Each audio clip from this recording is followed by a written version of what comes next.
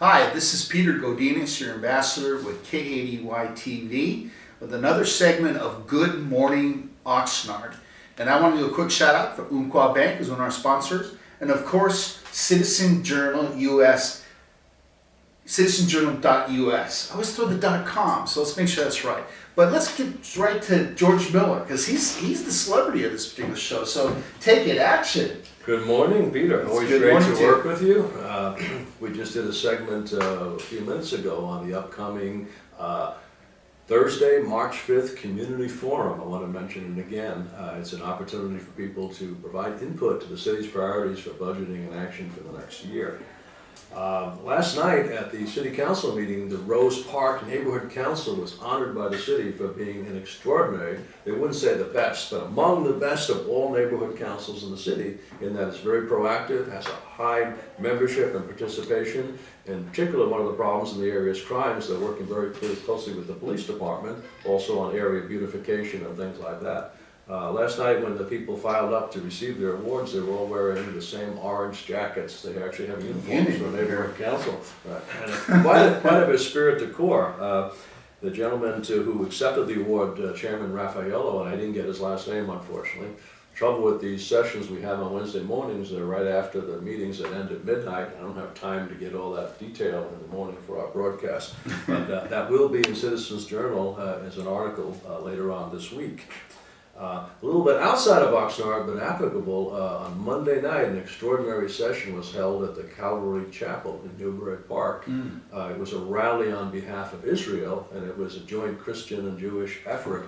Nice. They brought in bands from Russia, a singer from Israel, singing Jerusalem in Hebrew, which I didn't understand, but it was really beautiful, and a member of the Israeli Knesset, you ready for this name?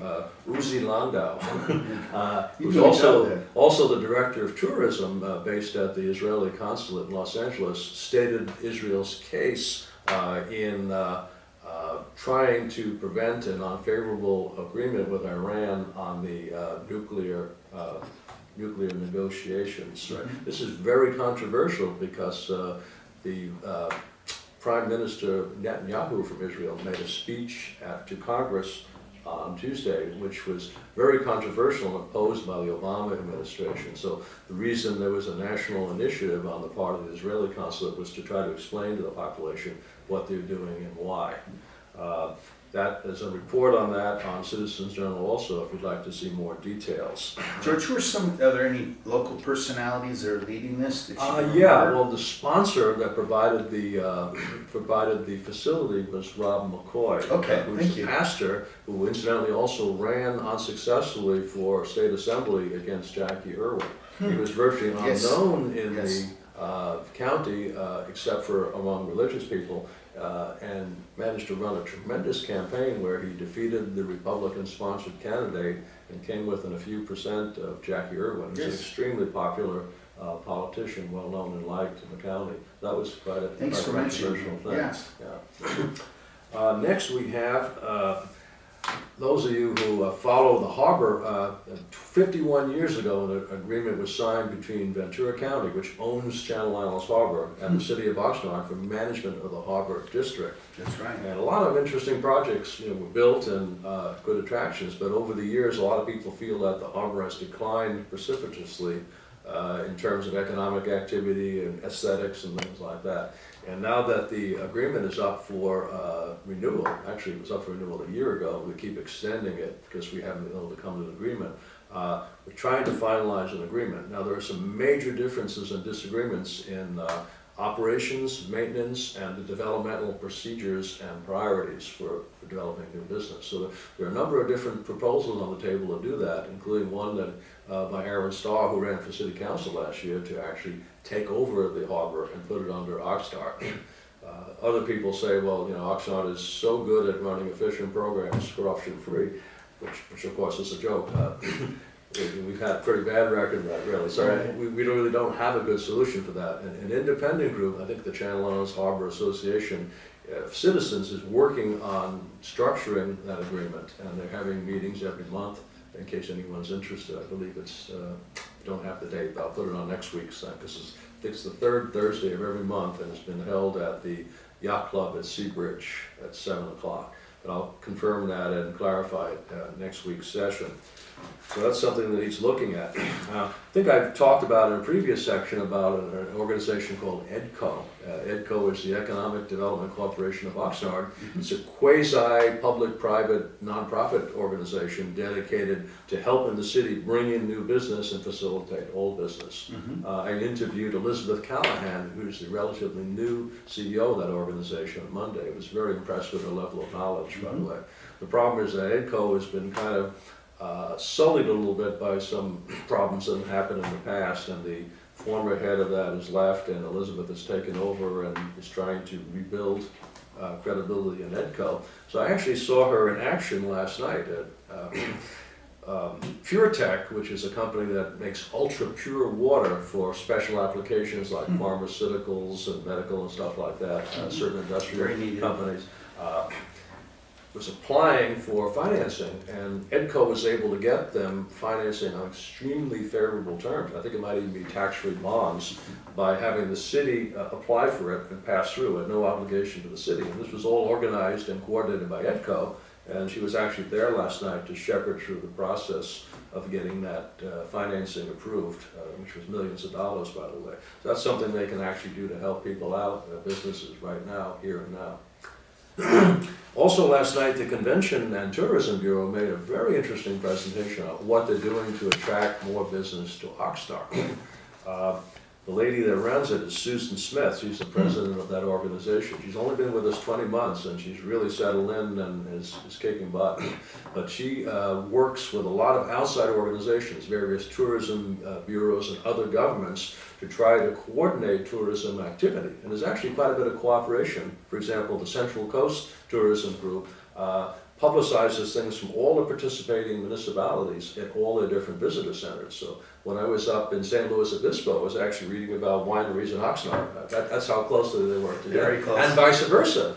If you walk into the Tourism Bureau here in Oxnard, which is at the Collection right near the movie theater, they will take you through all that stuff, and they'll send you up to St. Louis Obispo or down to Los Angeles, or preferably right in Oxnard as well.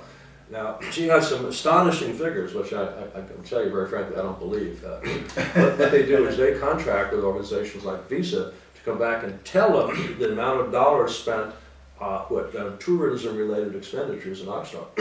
Through that particular channel. Well, they know, because Visa knows where people live.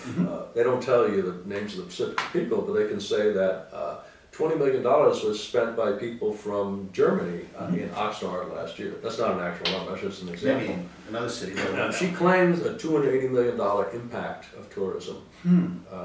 But that number does not subtract out business travel, for example. Right. It does not subtract out people that would have come anyway without the Tourism Bureau.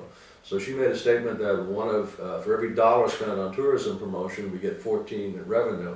And I really don't believe that number. But in spite of that, I still think it's worthwhile, because it's a lot of leverage for a fairly small expenditure to bring business in. And by business, we mean hotels, restaurants, tourism-related operations. For example, the Dallas Cowboys bring in millions of dollars every year. The beaches bring in millions of dollars every year. The fishing boats down in Oxnard bring in a lot. Now, the interesting thing is most of the tourists don't come from Peoria or Podunk or New York. They come from other places in Ventura County, or they come from Los Angeles or Santa Barbara. In the summer, there's a huge amount of traffic of people coming in from the desert, because it's so damn hot out there.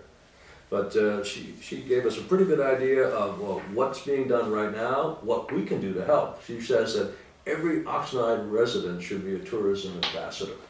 Talk about what you like about Oxnard. Why do you live in Oxnard? Well, I'll say I live in Oxnard because of the weather, the beach, and the nearby mountains where my wife hikes. Those are the main reasons I'm here. I almost want to ask, maybe you'll edit this, but how many people are drawn by the Santa Claus that we have here on the Well, a surprising amount. They showed a very high amount of activity related to the Santa thing last year. Santa to the sea. Yeah, it definitely is a tourist attraction for whatever reason. Had to throw that out there. Right. Now some good news. We keep on hearing about bureaucracy of the city and how hard it is to get permits to do things.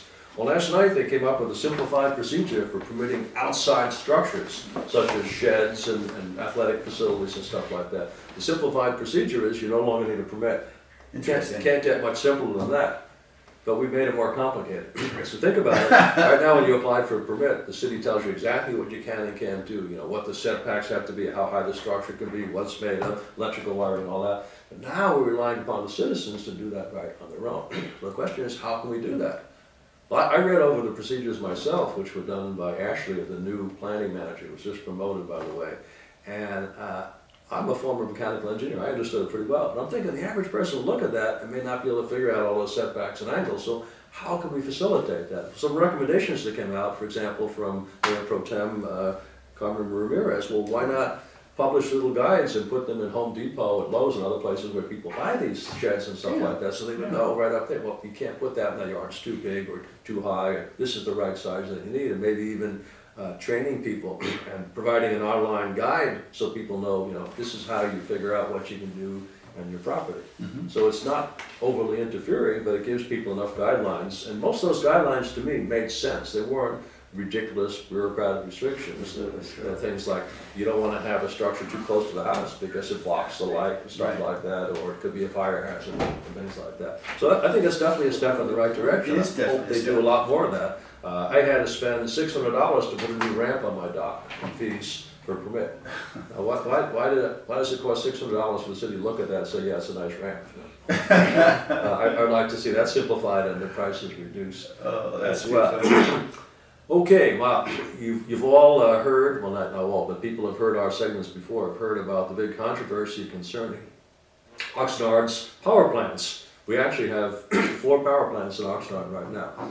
We have 2 units down at Ormond Beach, which are going to be shut down around 2020.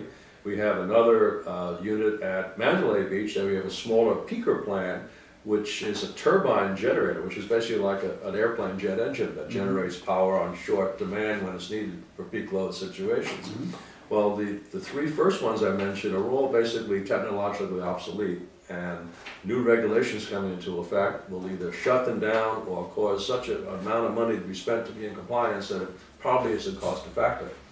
So along that line, the Power Authority has gone through and made recommendations on what new generating plants were required, and they allowed different utilities to bid. NRG, who operates the current plants in the town right now, basically proposed to tear down the 3 plants and build a much smaller, newer, cleaner, low-profile power plant at Mandalay Beach, set back from the beach more. And there was a lot of opposition to that. In fact, people don't want any more plants built at all. So the city resolved to fight that and basically oppose the permit to build that, and they're spending $200,000 in legal fees to support that over a 3-year period. And the discussion that came up last night is, well, why aren't we negotiating with NRG on terms in case that power plant is approved, so that we can get the best possible terms for the city, make sure it's built in a way that's less obtrusive, and also possibly have some community improvements such as beach facilities and things like that built by NRG. So that, they mentioned they have had a couple of meetings with NRG already on that subject. The council did vote to approve the $200,000 for litigation to fight the program. Nicely stated. Now, speaking of spending money, you know, $1 million here, $1 million there, pretty soon you have some real money. They approved another $240,000 last night for the outside consultant, Rennie Sloan, who's become our de facto human resources department since the departure of the previous manager. And they're doing some really good stuff. They're kind of expensive, but they help resolve the problem with the accrued leave absence that we've discussed before in the show, and several other things, negotiations with the bargaining units, and they're providing really good value for the money so far. So. And that's how you pronounce the name? Rennie Sloan. Rennie. Yeah, that's the name of the consulting. It's actually a way longer name than that. It's a partnership with about 16 names. Okay. We also, another contract approved last night of $295 per hour. I'm sorry, I don't have the actual amount of the contract, but Cosmont companies for property management related to the wind down of the developmental programs. We have a lot of property the city owns that has to be maintained while we still own it and ultimately disposed of, and that's ongoing. Are these local companies or contract? Rennie Sloan is not local. Neither one of them are local, Okay. Because we don't have the skills of town. Okay. Now, also, one of Mayor Flynn's campaign promises was to get all the streets in the city repaved up to national standards, and last night they presented a plan for paving the Channel Islands streets actually the Mandalay Bay area. That was approved last night. A lot of people confuse that with the repaving project for Harbor Boulevard, which is a separate program, which has been delayed, not because of any doing on part of the city, but because it's been too cold to pave. The particular Interesting. process they're using optimally needs a temperature of at least 60 degrees Fahrenheit, so that's deferred probably till the end of March when the weather's a little bit warmer to finish that. And then right behind that, the Hobson Park area is slated for repaving also. I don't know the exact timing on that, but I'm sure the Hobson people are very happy to hear that.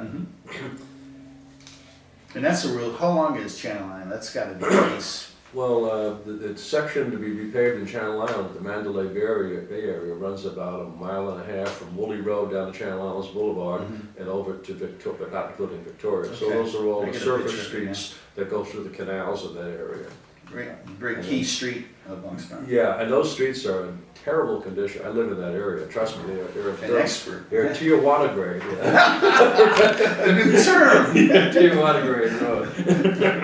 I think I mentioned before, I want to remind you again, people, low-income people, which is below 53,000, I never thought that 53,000 would be Let's low income. go but figure. That's inflation for you. Can get free income tax preparation assistance at Oxnard College on March 14th between 3 and 7 p.m. This program is provided by the Board of Equalization, and they will also advise you on tax credits that you might be eligible for, nutritional programs, medical care, and other things. So it's a really great place to go if you have budget problems that have to address those Is things. that a program that possibly people from the actual education are actually doing the tax returns? Or I the don't know actual- who the volunteers are. I know there are some volunteers. I know the Board of Equalization is sponsoring it. I don't know exactly who's doing Okay. it. I thought maybe they were interns or Go there and something like find out. I don't know the answer to that. So that kind of wraps up what we have for this segment along with the other ones for this week. Always interesting, George. And again, if you get a chance, this is the two-dimensional version of George. When you get a chance, check out the citizenjournal.us and read it. So Peter Godinez, your ambassador, KADY. Until next time.